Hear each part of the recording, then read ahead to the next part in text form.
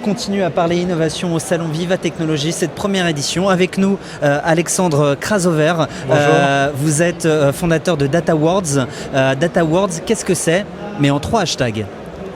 Alors Data Awards, on allie la tech à la culture digitale locale pour permettre à des grands groupes de déployer plus rapidement leur digital à l'international.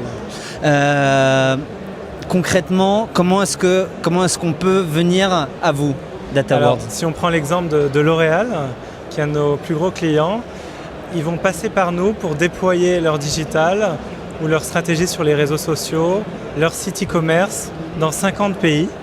Et ils utilisent nos capacités technologiques et nos capacités culturelles au niveau digital pour aller en Chine, en Indonésie, en Turquie et dans 50 autres pays.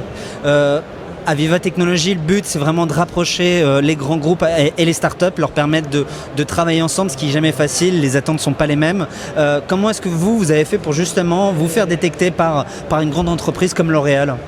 Alors on a créé le groupe en 2000, oui. En Europe et en Asie.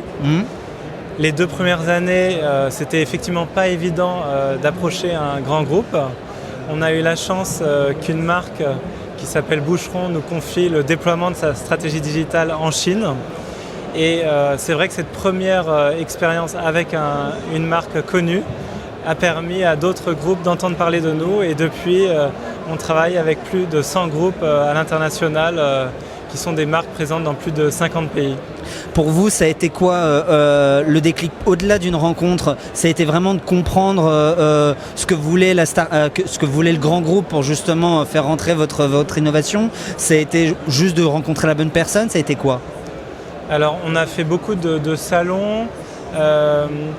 Il y a beaucoup de grands groupes qui n'avaient jamais entendu parler de cet alliage entre la tech et la culture digitale locale. Souvent, on parle de la tech d'un côté et on n'allie pas forcément les deux. Il faut savoir qu'une tech, une technologie n'est pas forcément adaptée à ce qui se passe en Indonésie, à ce qui se passe au Canada ou à Dubaï. Et donc cet alliage a permis un bouche à oreille dans différents salons. Donc je pense que c'est les salons qui ont été un peu un déclencheur. Je vous pose la question Sage, qui est la question de notre partenaire. J'aimerais savoir en fait quelles sont les qualités principales pour être un entrepreneur.